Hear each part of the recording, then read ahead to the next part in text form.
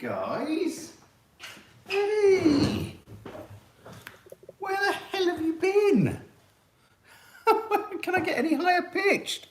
What on earth's going on, guys? Where have you been? What have you been up to?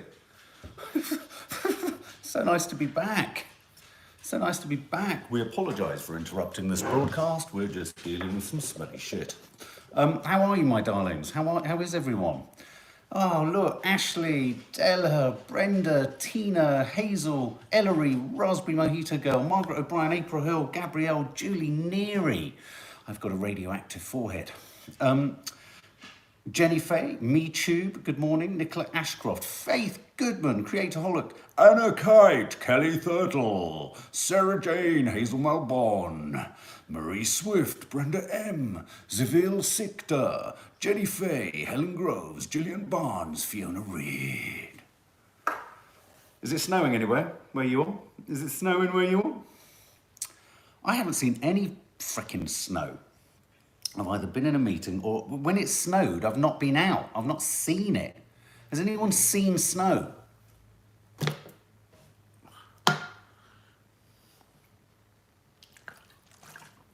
Waiting for you to answer. We don't have snow. Hey Lee, how you doing, mate? You were very funny in the vlog last night. Go and check it out. If you want to see Lee at full throttle, head over to last night's vlog. 3 girls and Lee go mad in Brighton. Tracy Lynham, we had it yesterday. You don't want it. It's very cold here. It's like -1 because we're on a hill. And you can see for miles. I can see for miles. And I think me and you, Lee, need to do a duet next time you're over. I really do. I've always wanted to be a backing vocalist. Does anyone else? Is anyone here a backing vocalist? Ellery Jones, the snow has not stuck. Almost sounds like a sort of Norwegian thriller. The snow has not stuck. You notice how I've just ploughed on with my Jürgen glasses. My name is Jürgen. I work for a fintech company in, well, not Finland, Norway. Nina Whitmore, it snowed but didn't settle. Emma Carter. We had 2 minutes of snow yesterday. Blink and you missed it. Exactly, Debbie Sanderson. That's not snow. That's just the sky shaking its bits. Zoe Griffiths, I don't think it'll do. Snow shower for about 20 minutes yesterday was heavy, says Hayley Moore, and then the sun came out. The sun will come out tomorrow. Bet your bottom dollar that tomorrow there'll be sun. Tomorrow. Elaine Ginolfi, can you believe this crazy weather? No. Well, I can. I mean, I can, but no. Hey, guess what? Nadia's getting all her hair cut off. Do you think that's a good thing? My nan once said to Nadia, oh, Nads. She used to call her Nads or Naddy. She said, oh, in fact, it was, oh, Naddy. If you cut your hair off, what would you be? Which, of course, is a sort of backhanded insult. Creatorholic, 9 years ago, snow wrecked my house. Kitchen was outside for 6 months. Oh, no. God, I'm sorry. Making light of it. Me too. That's just atmospheric dandruff like that. Hair's looking dark. Yeah, she's taken all her hair. Well, not all her hair off, but she's going to shave one side, which I think might look quite nice. You know, there's something appealing, I think, about women in their 50s trying to sort of get to grips with being young. Snow joke. How's Nanny Di? She's great. Jane Leggs, the world is broken. We had all 4 seasons in about an hour yesterday. That's what they say in New Zealand, isn't it? When we filmed there, they said you have 4 seasons in a day. In fact, I think you have 5 seasons. Is there a 5th? I think they're announcing that there's a 5th season. I think they are. I think it's because of the change in atmosphere and change in weather. There's a 5th season coming, and I think they're going to park it somewhere between winter and spring, because winter never really goes, spring never really arrives. So they're going to call it Spunter. I don't think that's very attractive, do you? I think it's called Spunter. Ellery Jones, I saw the smirk too. Make sure when you cut Nadia's hair, make sure you do it with a toothbrush. Or the same toothbrush of mine she used to clean the toilet. Kerry Gracie, a whole batch of 24-month cards have gone out. I know that you're waiting, everyone's waiting, but you cannot believe how many we have to get through. And we are moving through it. How many coffees did you have this morning, says Russ. In fact, we're going through alphabetically and we are at just about to hit K. I think you're K. I'm gonna. Oh, thank you, Mark. You're really giving me a giggle. There you go, Zoe. You've got to have a giggle. When everyone else in the world is acting like a fool, you must laugh. You must laugh. So Kerry, do not fret, Kerry Gracie. Do not fret. Nanny dies in the room. Nanny die. I think we should get you a cape, Mum. And we should call you Super Nan. Not Superman, Super Nan. And we should find some way of getting you to fly. Maybe by firing you out of a sort of massive catapult. Am I imagining it? Or was it in, it was totally politically incorrect, but am I imagining it? Or was it in Wolf of Wall Street, where they were firing people at a Velcro dartboard or something like that? Edward Bevington, sorry. What did you just say? Zip line.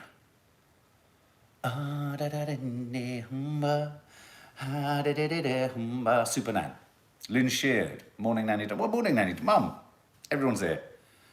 Oh, Mum, the wisdom of women of your age, the wisdom when you look down upon us mere mortals and you see the fracas that we're in.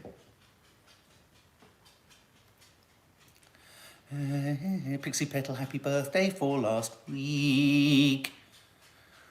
Bev Hartnell. I wish we could. I wish I could pull an emoji face. You know, the sort of laughing one. Sad one.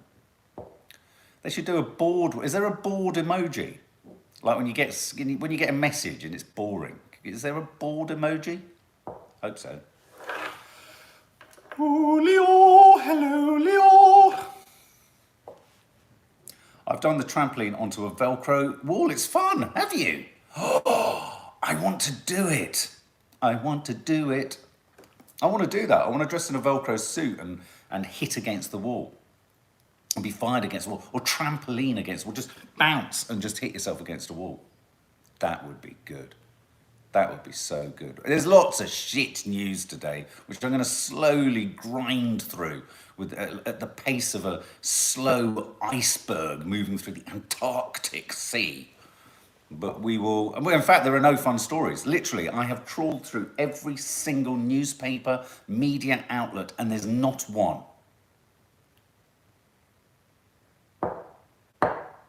Lisa Willis, what have you missed? You've missed fucking everything. Sorry to swear. You've missed everything. You've missed all the lightness and fun. Fiona Cromack, I'm all right. I've been hoovering and having a boogie to 89's tunes. Zoe Griffiths-Brown. Well, that's a very specific era, the 89s, 1989 tunes.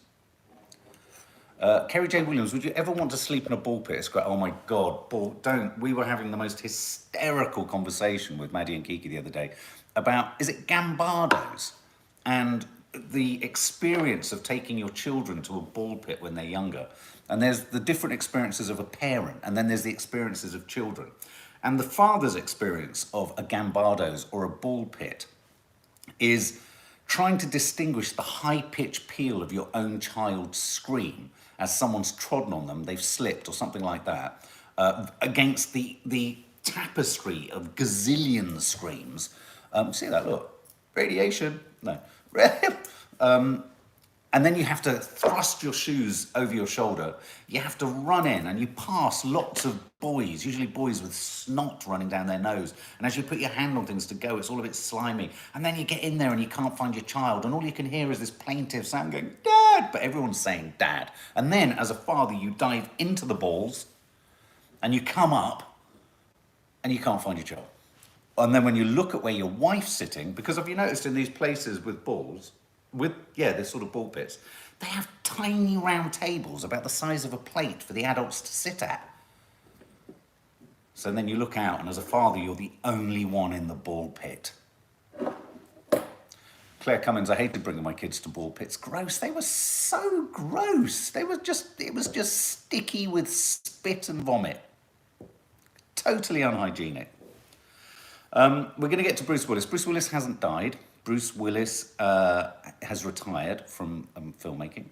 We're going to talk about Putin and how a Japanese speech analysis company have worked out that actually he's getting increasingly stressed. We're going to talk about gay conversion therapy and Boris Johnson, how he has U-turned 60 million times on whether to ban this, and then the curious decision about trans. We're going to talk about fuel stress, and we're going to talk about what happens if the Russian gas is turned off at the taps. Well, and we've got a couple of other things that I was trying to... Oh, and we're going to talk about strip clubs, lap dancing clubs, especially in Scotland. And we're going to talk about a very curious thing that was found in an anti-abortion protester's home. There you go. Oh, and there's quiz of the week at the end. Jesus Christ. And we're already 11 minutes in. I'm exhausted. Who's exhausted? Can I just take 5 minutes? Sorry. No, the great thing about being live with you guys is you don't mind me just being quiet for a bit.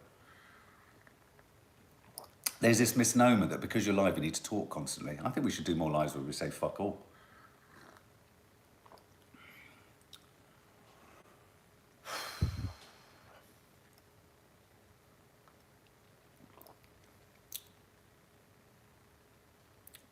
Nah, Jill B. It's not going to happen. Oh, it's so good. Gin and tonic. Fantastic. I drink it covertly in a coffee cup. So, let's have a little look-see, shall we?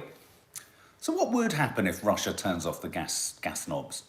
Well, Europe gets 40% of its gas from Russia. Russia's demanding that their gas is paid for in rubles. We've got a little situation where who's going to blink first? Who's going to shout chicken first?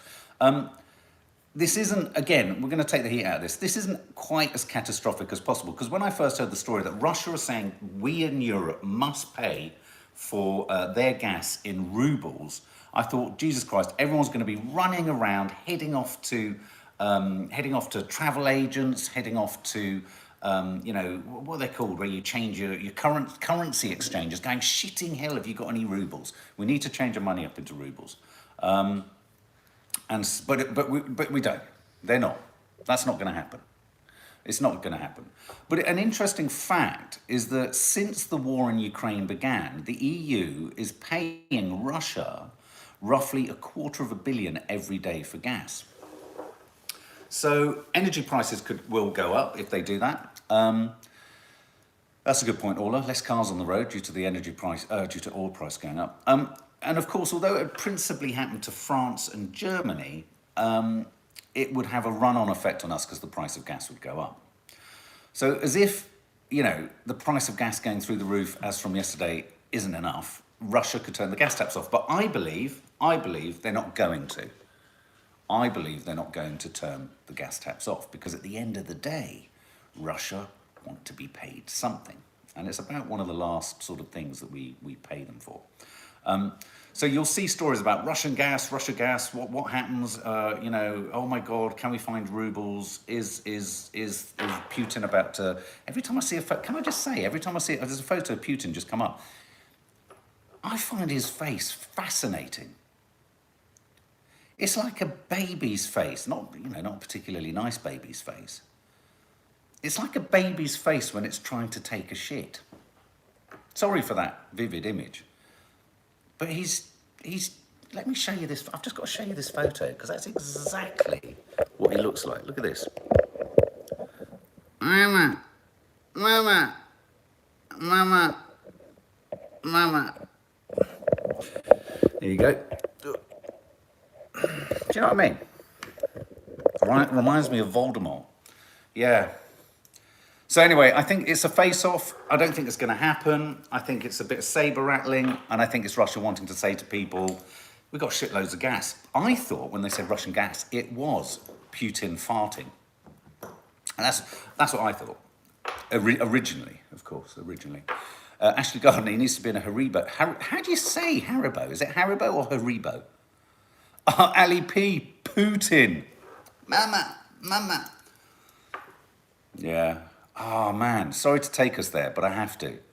I bet Putin's farts are horrible. Really do. We try to give you the news and we try to puncture the news headlines. That's what we do here. We don't know what the fuck we're talking about, but we just like to talk. So the cost of living crisis, 5 million households hit by fuel stress as energy price cap rises to almost 2K. Now, yesterday, whilst I was battling my way through a jungle, did you notice the way, you know how the government always sits the responsibility for a problem with the population, with ordinary folk?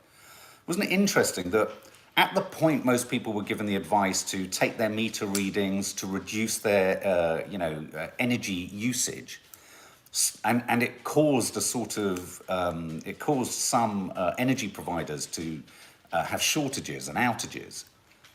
Suddenly everyone was being told to not do that. Do you know what I mean?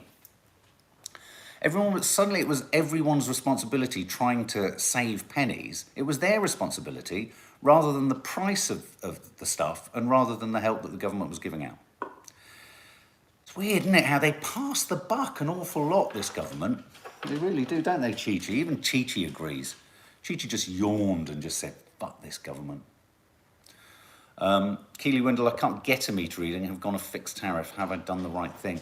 It's like taking out a fixed rate mortgage, is it? You never really know. It's always a bit of a gamble. I personally think a fragile peace will be found in Ukraine, and I do think we are kind of at the peak of how awful things are, and I do hope and think things are going to go down. Yeah, Martin Lewis. They say that Martin Lewis was responsible for bringing energy firms to the brink. Hang on one sec. Cheech is demanding that I talk to her.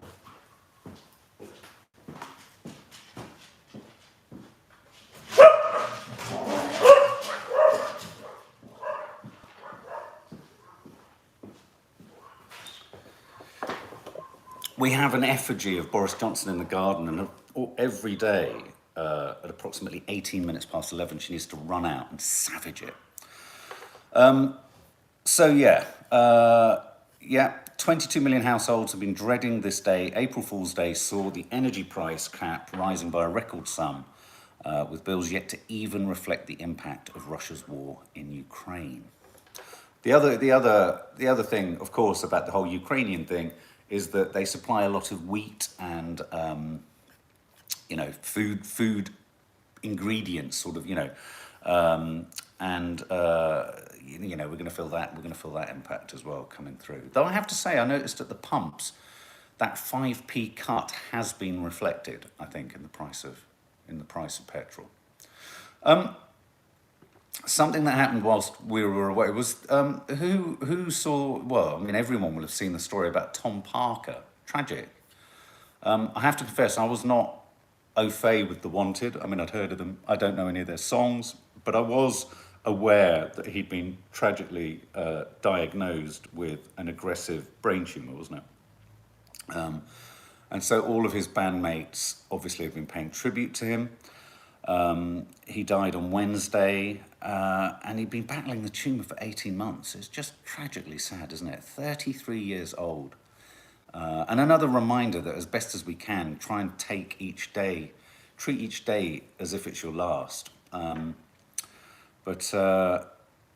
have been tributes from across the industry, including The Wanted's Nathan Sykes, who said, "Our lives will never be the same," as he thanked his friend for bringing light to the world. All of his bandmates paying tribute. Were any of you The Wanted fans? Were you fans of The Wanted? I do seem to remember the girls being very into their music when they were much, much younger. Kane Swarren, who was one of the other band members, said, "Hey Tom, hope you're having a blast up there. I'm so grateful that I had a chance to witness your true courage. It's been a pleasure of my life, Tommy boy." Kane Swaran, I think that's how you pronounce his name, also shared a video on social media showing the band hugging on stage with the words, "We'll always be there for you, brother." Ed Sheeran paid tribute, One Direction star Liam Payne, and Boy Band Blue. Yeah, tragic news, tragic news. And kind of, it's not the same thing. I know a number of you are saying what's happened to Bruce Willis. Bruce Willis, I not heard of this. He was diagnosed with aphasia.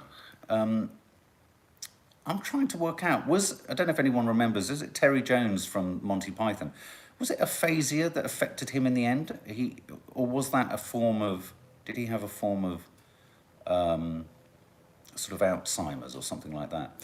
So the Hollywood star Die Hard actor has retired. I think his current wife and former wife, Demi Moore, issued a statement. And this condition sort of makes it difficult to speak or express yourself. You end up sort of saying the wrong things, and a number of people who'd acted with him, like stunt performers and what have you, had said that there was a disconnect in terms of how he was speaking and how he was dealing with things on set.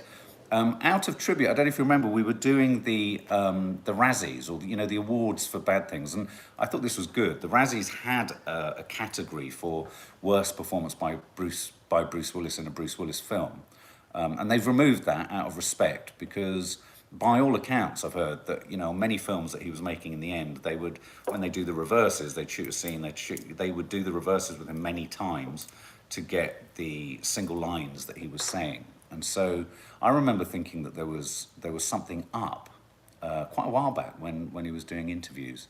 What's that? You can be aphasic after a stroke or brain tumor or dementia. Not sure. Oh, okay. So dementia can sit alongside it. I'm pretty sure Terry Jones had it, because I remember Terry Jones giving a. He was the guy in not the Holy Grail. What's the one where he's a very naughty boy about Jesus? God, what the fuck was that one? I'm sure the actor Terry Jones was struggling with something like this, or maybe this. Me too. Bruce Willis has had a great career. I'm glad he got to do what he enjoyed for the most part of it. Absolutely, absolutely. I don't know whether it's a sort of degenerative thing that gets worse, or whether he sort of has it and then has hit this person. Helen Flynn, I have nursed people with it. It's horrible.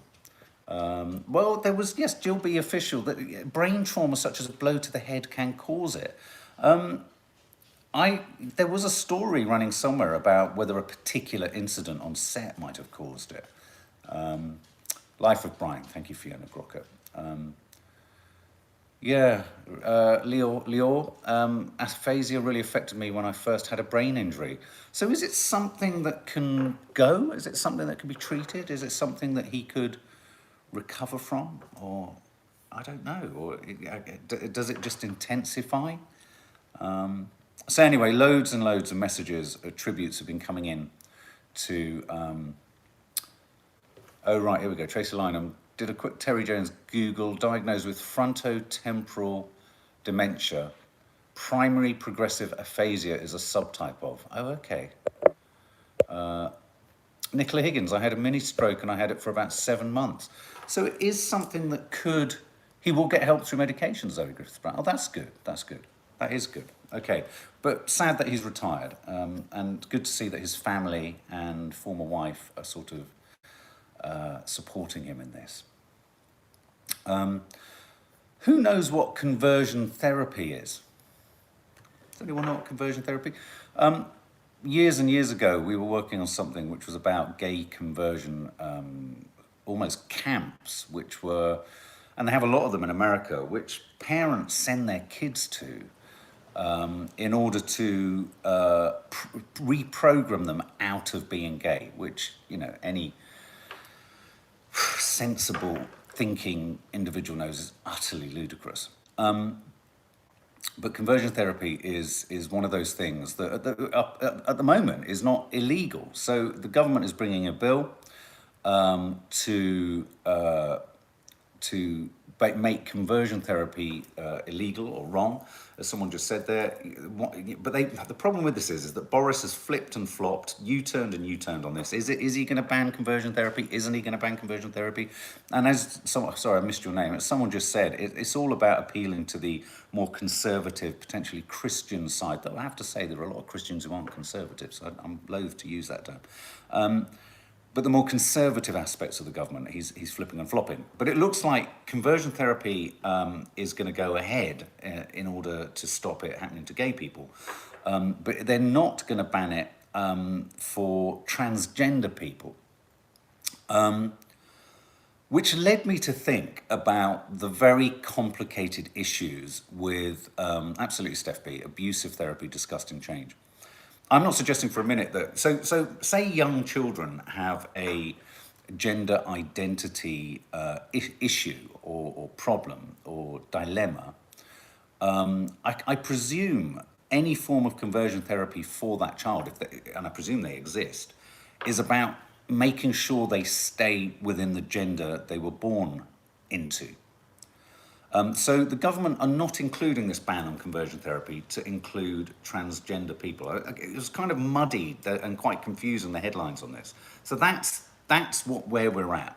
And in a sense, this is a halfway house so that he can still play to, I guess, the conservative aspect of the government, of the Conservative Party, and sort of say, well, we're not completely about this. This is all coming up because of the looming May elections, absolutely, council elections. So, yeah, Keely Windle, you're born in the wrong body as trans, has been medically proved. Absolutely. I suppose where they're going to run in on this is where children or young adults are confused or feel they have been born into the wrong body, wrong gender. This is an intensely complicated and difficult thing. And I think conversion therapy is being used as a sort of cloud cover for kind of redressing it and forcing people to stick with their sort of birth gender, if you like. So I think what I'm saying is that I think it needs to include, banning it for transgender people. It's complicated enough. It's complicated enough without trying to force someone against their will into something. Conversion therapy is utterly heartbreaking. They wonder why mental health and suicide is at a high. Absolutely. And these things are generally driven by the conservative aspect of often religious religious groups. Tracy Lynham, when will this world wake up and realise that we are who we are, and as long as our choices aren't harming others, it's no one else's business? Absolutely. I do think with youngsters, it must be very difficult for parents of young children.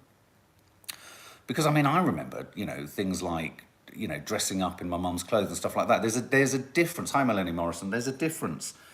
It's very hard to kind of find a difference between youngsters that, at a very young age that don't know how to articulate their sexuality or their gender identity, steering more towards, do you remember at school there were tomboys and all that kind of stuff? It's very difficult at such an early age to know for sure, whether this is something that's fundamental or whether this is something that may pass or is a sort of experimentation with something. So I do think that I do think that the child needs to get to a slightly older age before this can be unpacked meaningfully and dealt with. But again, I haven't been through it, so I'm sure that is the case. Creatorholic, everyone needs to be accepted for who they are and supported with their individual needs, whatever they are and whatever they want. Absolutely. So I think, again, you're going to see that news story in the press today. Boris Johnson flipping and flopping. I was astonished that there was even going to be a hesitation over stopping conversion therapy. Absolutely astonished in this day and age. This is something, as I say, we were working on something about this about 15 years ago. And back then, it seemed ludicrous and regressive. But the idea that it's still happening and that there's a hesitation.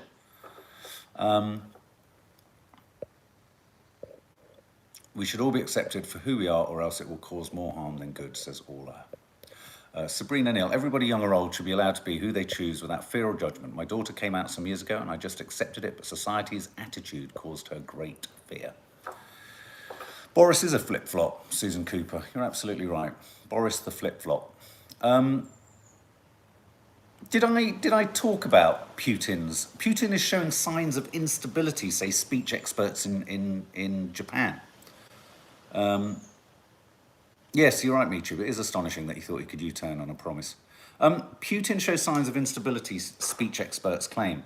A Japanese firm have suggested that his stress levels were high before he ordered troops in on February the 24th. They look at the tightness of his larynx and throat and what have you. They look at the sort of tightness and the range and the decibels of his speech. And I don't know if there's anything great to be taken from this, but their analysis showed that he was unsettled and stressed when he held that Security Council where he kind of slapped down his head of the now KGB, new name, FPS, DHF, I don't know what it is, RAC, something like that. You know, when he said, be clear, what side are you on, what are you saying? And the guy shat himself and said, oh, yeah, no, I agree with you. So yeah, he's stressed and, you know, of course he is, because his war is going totally wrong. It's just not going in the right direction.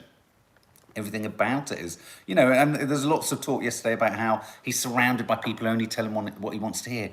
No shit, Sherlock. No shit. Of course he is. Now, lap dancing club ban. This is in Edinburgh. There is a move to close down some lap dancing clubs and strip clubs in, I think, non-urban centres so that they can happen in more urban centres. So it's this idea that it's allowed to happen in the centre of a city with all the sort of hubble-bubble of everything else, but not in more suburban and outlying areas. But in terms of the Scottish government are wanting to essentially close these lap dancing clubs and close these strip clubs. And I just wanted to ask what your attitude on this is. You know, sex workers are sex workers, and you know the United Sex Workers Union has been saying that by closing these places, it leaves these women incredibly vulnerable to, you know, exploitation or having to pursue other lines of work and things like that. Gabrielle, just don't go in if you don't like strip clubs. Absolutely. I mean, I've never ever been to one nor had the desire to go to one. I've never understood it. I especially have never understood it when women are quite happy to go with their fellas. Amy May, I think strip clubs are a bit gross, but you can't close them in one place and not another. And I also think, you know, decriminalise Melanie Williams, but don't legalise. Yeah, I agree. Susan Cooper, if you don't like them, don't go in. Zoe Griffiths-Brown, I know the majority of these women will have been abused. It's not good for them.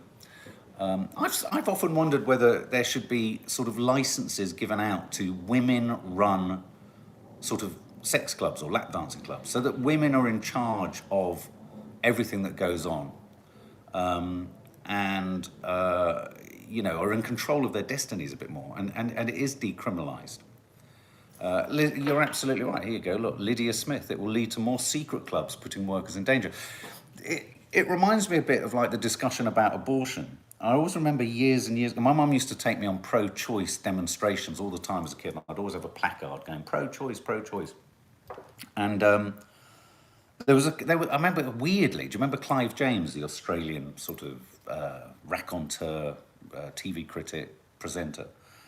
He said this really interesting point, which always stuck with me, when people were trying to make abortion illegal. He said, illegal or legal, abortion will happen. And legal or illegal, sex workers will exist. So why not make it as protected and as streamlined and as respected as anything else? So yeah, there's that's a big story. I think it's in Edinburgh. The suggestion by the authorities is that there's evidence that shows the existence of strip clubs correlates with violence against women and girls. I mean, the problem, Michu says lap dance clubs are a lot safer than unlicensed underground clubs. you know, it's an incredibly, it's a hornet's nest of a topic, because of course the objectification of women in these clubs could sort of sanction, in a sense, the attitudes of the men. But if the women are in control of what they're doing, it is entirely their right to do what it is they do. So they should have every right to do it in as safe a place as possible. And as a number of you are saying, if you remove the ones that are there, you have to think about, well, where are these workers going to go? You know, we think about it with P&O, we need to think about it in the same way. But of course, it's unfashionable to do so. And on that point, it's really important that we know that women are their own bosses. Women are allowed to do what they want to do with their own bodies. So that's the lap dancing story. And going back, we're coming to the quiz now. 2 stories that just shocked me. I couldn't find any fun and light and silly and frothy stories. But this is ridiculous. In Washington, an anti-abortion activist who stormed a clinic, an abortion clinic in America. When they went to her home, so this is an anti-abortion activist, when they went to her home to prosecute her for storming this clinic, they found that she had 5 fetuses in her home. Just let that sink in. She had 5 fetuses at her home. Now, it's thought that she took them from somewhere. The police were given a tip-off because there was potential biohazard material. I mean, you've got to be a bit twisted. I don't understand the anti-abortion thing anyway. Again, it's a woman's right. It has to be. It has to be. You know, it's this. What gets me about it all, and it's around this, and it's also a little bit around the sex workers story. There are people in this world who feel sort of like the Messiah, that they are somehow an authority on what the values and standards of women should be. It's like, just look after your own shit. Just deal with what's going on in your life. Or if there's not enough going on in your life to deal with, just find something rather than, you know, trying to control other people or criticize other people or troll other people, all that kind of stuff. You know, just look to yourself, deal with your own shit, rather than controlling other women's lives. It's weird. It's often women against women, isn't it? It's really odd. So I just thought this was curious. You know, you're anti-abortion, but you keep 5 fetuses in your home. Bit fucked up, if you ask me. Bit fucked up. I'm sure she's probably using them as sort of, I don't know, tools to show the horror. The height of being a busybody, Michu. Absolutely. That's one of the only downsides of social media. It gives busybodies who've got nothing in their lives just the opportunity to be a busybody. So yeah, fetuses found by police in Washington home as anti-abortion activists charged with storming a clinic. And then there's this other story where a passenger on a flight, what was the flight? Delta Airlines, filmed footage of a pilot. There's a pilot on the flight. In fact, why don't I show you it? I'm just going to show you this. There was a pilot on a flight, and he was secretly filming some of the air hostesses when they were facing away from him and reaching the kind of bag cabins and all that kind of stuff. But check this out. Look. There he goes. She comes to put something in. He's got his camera on the other side of that iPad, and he was filming her. I mean, excuse me. Can you believe that? And so this woman, brilliantly, filmed it. I mean, to not think that would be seen by someone clearly sitting next to you. So this person put on Twitter, one of your pilots was on my flight and was being a pervert and taking pictures of a flight attendant's legs and backside the entire flight. He has photos of other flight attendants on his phone. My God. It's got to be Helen Fatherly. You think it was illegal? It's got to be. It's like a form of upskirting, isn't it? It's just utterly disgusting. Oh. The Twitter user said, "I really believe this is a bigger story than just this pilot. After reading so many stories from flight attendants feeling like their workplaces are toxic, due to their replaceability, pilots are protected and scarce. This needs to change. We cannot let this continue. Just outrageous, just outrageous. You are joking, Faith Goodman. MPs called for Margaret Thatcher Day. Oh, God. Well, then you have to have Tony Blair Day and all the rest. What a load of not. Right, quiz of the week. Should we do quiz of the week? The week in which there was the loudest slap. The loudest slap in Hollywood. I'm just going to close the door because it's fucking freezing.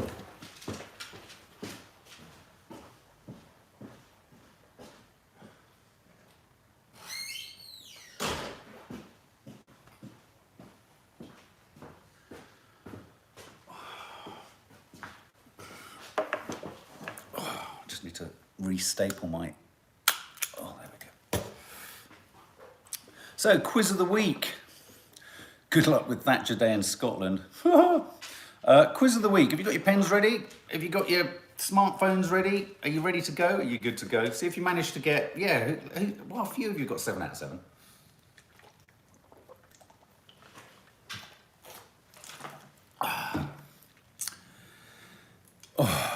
Yo bebo agua. Okay, you're good? Faith, you good? Creatorholic, ready? Ready to go? Oh, blimey, we've been up for a while, haven't we? Okay. The Oscars will be remembered for Best Actor Will Smith slapping comedian Chris Rock over a joke about his wife, but red carpet fashion still made the headlines.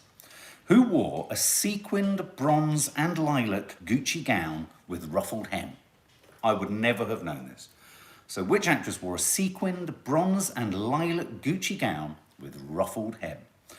Was it A, Best Actress Jessica Chastain, B, Best Supporting Actress Ariana DeBose, or C, Will Smith's wife Jada Pinkett Smith? There you go, guys. I really wish we could have a jingle. I wish we had a sort of countdown jingle. Oh, Elaine Knight passed. Just guess. Come on, Elaine, guess. Elaine, oh, you have guessed. Is that? Oh no, it's a different Elaine. Jessica, A, Jada. Oh crikey, you're all going everywhere on this one. Creatorholic says C. Do you think it's a bit of a leading? Jada says Helen Keyes. Jessica Chastain, Orla. Oh, quite a few of you saying Jessica Chastain. Ellery Jones says Jada. Keely Windle, that would be a 0 for me. B, total guess, Lisa Willis, Ariana DeBose. I don't think it was. Maybe it was. A says Ruth Blanford, Laurel Nichols. A, Jenny Faye. A, me too, Jessica Chastain. Okay, I'm going to go for Jada Pinkett Smith. And it was Jessica Chastain. So it was A. It was A. Lots of you got that. Lots of you got that. Well done. Question 2. Question 2. Started for 10. Question 2. A community of a little more than 100 people bought the Old Forge pub in Inverary, Scotland. But for what is it known? What is the Old Forge pub known for? A, being the oldest pub in Great Britain. B, being the remotest pub in mainland Britain. Or C, having the world's oldest pub skittle alley. I love a pub game. I do. What was that game? Was it bar billiards? There used to be one in a pub in Canterbury that I used to go to. Where you have the sort of mushrooms standing and you have to get things in holes. Never really understood it. But it's just, I just love going into pubs with a long stick and hitting balls. Bev Hartnell, C. Carol Aviard, B. Fiona Cromack says B. Remotest pub. Oh, quite a few of you saying the oldest pub skittle alley. It's a toss-up between B and C. Lots of you saying the remotest, lots of you saying pub skittle. I love Pitonk. Used to play it with my nan. And I remember my nan winning so many times once. I got so cross that I rolled the ball so hard it nearly smashed the window. I felt so bad. Skittle Alley. Lots of you saying Skittle Alley. Okay, I'm going for C. No, it's the remotest pub in mainland Britain. So if you said B, you're right. You're right. And you know what? We look at this side, because it's really hard to see with the camera. I might have to put a little kind of something over the camera. Say there's the camera thing. Because I always end up looking actually over there. B, being the remotest pub. C, no, question 3. I'll start to ask you how many you've got out of 3 after this. The UK seized its first super yacht in British waters. It was the £38 million Fi, that's what it was called, as part of sanctions against Russia. But what was the vessel doing in London? So what was the super yacht doing in London? Buying a kebab, possibly. A, attending a super yacht awards event.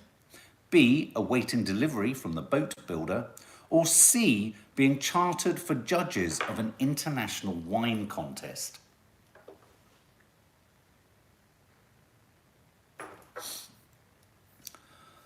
Oh, me too. But you say, have they got the answer wrong here for the pub? Do you think? Apologies, that's not my fault. It's the people who set the quiz. Lots of you saying the super yacht was being chartered for judges of an international wine contest. Tracy Lynham says super yacht awards ceremony. Oh, Helen Fatherley, Tara Jane, you're saying awards event. User One, Gabrielle, Anne Murray, Jenny Fay are all saying wine contest. Kim Carroll, Ashley Gardner are saying delivery from the boat builder. I'm going to go for wine contest. No, it was a super yacht awards event. It was A. Who said A? Who's got 3 out of 3? Bearing in mind, as MeTube said, or I think you were saying, MeTube, that the quiz setters have got the answer wrong, which kind of screws up the whole thing, really, doesn't it? Who's got 3 out of 3? 2 out of 3, Fiona. Faith, 0 out of 3. Oh, it is. No, it is right. Oh, right, sorry. MeTube was joking. So, yeah, 3 out of 3. 2 out of 3, 1 out of 3, Fiona Grockett, Melanie Williams, oh no, 1. Oh, none, Ellery Jones. Oh, Andrea Crash, 3. Sylvie Sickder, 0. Brenda, 0. Laurel Nichols, 3. Okay, so a number of you got 3. A lot of you got, some of you got 0, so let's get to 1. Question 4. North Macedonia's footballers stunned Italy in a playoff to end the European Championship's hopes of reaching the World Cup. North Macedonia beat Italy. But a subsequent loss to which team prevented the young Balkan nation reaching its first final? So, North Macedonia, they do get convoluted, these questions. North Macedonia beat Italy, but who did they lose to in the next round? Poland, A, Poland, B, Portugal, C, Wales. Nil point, Jenny Fay. A, B or C? Poland, A, Portugal, B, Wales, C. It's only me says Portugal. Brenda says Portugal. Fiona Reid says Portugal. Carol Aviard, Good Ship Lollipop says Wales. I think we'd have heard about it, wouldn't it? We, if it was Wales. Maybe we did hear about it. Ellery Jones, C. Brenda, MC. Oh, lots of you saying Wales. No, it was Portugal. B. Portugal B, I'm afraid. Helen Fatherley, you cheeky little mare. A, B or C? Ready for the next one? Question 5. It was Portugal, I'm afraid, me too. Got that wrong. Question 5. Question 5. Best known for vacuum cleaners and hand dryers, Dyson took its first step into the world of wearable technology by unveiling headphones that come with which of the following? So Dyson have developed headphones which include what? A hand strap that acts as a virtual keyboard. B, an air purifying mouth visor. Or C, an app to control household appliances. Dyson have developed smart headphones that either have A, a hand strap that acts as a virtual keyboard. B, an air purifying mouth visor. Or C, an app to control household appliances. Audrey says C. Fiona says C. Janice, ear waxers, says me too. Sylvie Sickder says B, purifying mouth visor. Tara Jane says household appliances. Helen Flynn says hand strap with virtual keyboard, air purifier. B, Chantal Atkinson, April Hill, Bev Hartnell all say household appliances. C, B or A says Shaz's life. Yeah, I think you're probably right, actually. Ava Greenall, C, Kim Carroll, Kerry J. Williams says B. Okay, air purifying mouth visor, I think a lot of you are saying. And you're right. Wow, when you wear it, you kind of look like some character out of Star Wars. I want one, it looks quite cool. It looks so high-tech. Air purifier.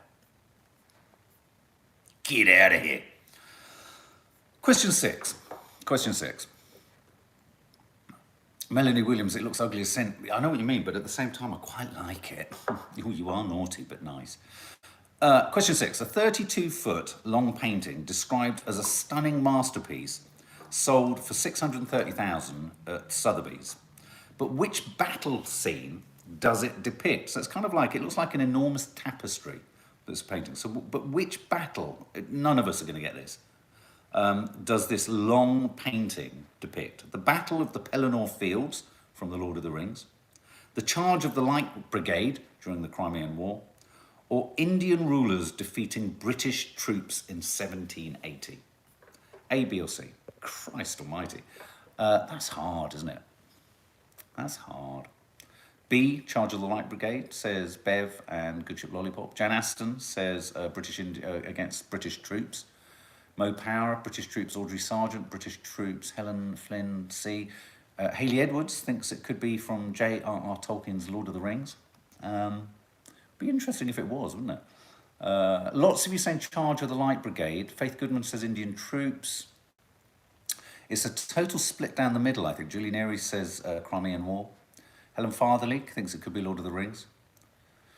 Good Ship Lollipop, Charge of the Light Brigade, one of my favourite paintings. I'm going to go for, because we're split, D, Angela Thompson says, it could be, really could be. Charge of the Light Brigade. No! Who said C? CCC, Indian rulers defeating British East India Company troops in 1780. Helen Flynn, you can get 5 points for effort. Wow, there you go. I was kind of hoping it would be Lord of the Rings. But there we go. So who's on 6 out of 7 as we go into the final? It's the final countdown. Ishbel Ality, what have you missed? Everything. You have missed everything, but spool back to the beginning and you can watch everything. 2 out of 6 Me Tube, 3 out of 6 Raspberry Mojito Girl, It's Only Me 5, Creatorholic 1, Audrey Sargent, there is a prize. A round of applause. Middle for Diddle, Good Ship Lollipop 3, Paula Artist Wannabe 1. Doesn't matter, being rubbish is fine. I love it. Failure is great. Ashley 2, Lisa Wills 3. I haven't seen anyone say 6 out of 5 all of 5 out of 6. Lydia Smith 6 out of 7. So Lydia's got it all to play for. Laurel Nichols lost track of the questions. So did I, Laurel. Don't worry about that. Bev Hartnell 6, Tracy Lynham 6, Lydia Smith 6. Okay, a couple of you. Final question. UK supermarket Waitrose raised trademark concerns with rival Asda, which it accused of adopting branding too similar to its low-cost range. So, but which term did Waitrose complain about to Asda? Which term? Which phrase? You got that? Is it A, essentials, B, everyday, or C, smart? Sorry, I've only done.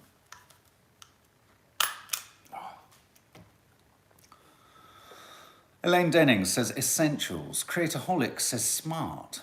Brother Yinka Ajibola says essentials. Faith Goodman says smart. Oh, it's just started snowing here. User 1 says essentials. Audrey Sargent says everyday. Melanie Williams says smart. Ava Greenall says smart. What does Lydia say though? Because she's on the cusp of getting 7 out of 7. As is someone else, and I can't remember. Carol Aviard says everyday. Good Ship Lollipop, essentials. Margaret O'Brien, smart. If I was guessing, Orla, what was the question? Waitrose raised trademark concerns with Asda, and it complained about a term that Asda was using as branding on its low-cost range. Was it A, essentials, B, everyday, or C, smart? Orla, essentials. I think I would say essentials. It's essentials. It's essentials, well done. Did anyone get 7 out of 7? It's snowing, which means there's going to be a lot of cold-hearted pigs out there today. Oh, just suddenly a belch from hell was just rising up my throat, but I saved you from that. You'll thank me later. 7 out of 7, Christine Bett 3, Della Nixon 4, Lydia Smith got 7, Tara Jane 6, Angela Thompson, 0. I'm going to treat myself to a cuppa. If you've got 0, oh, hang on. And say Lydia Smith, 7. If you've got none, treat yourself to a T. Nicola Higgins, 7 out of 7 wrong. Tracy Lynham, you got 7. Hooray! Well done. Well done, those who got 7. 1 out of 7, Fiona Grockett. Miserable 4, Pixie Petal. I learnt 5 new things, Helen Fatherly. They are useful for that, aren't they? April Fools. Nadia isn't shaving her hair. Well, she is. She's shaving her chest hair. I've been on at her about it for yonks. She sometimes uses the hairs there to floss her teeth. It's disgusting. And on that beautiful image, see you tomorrow.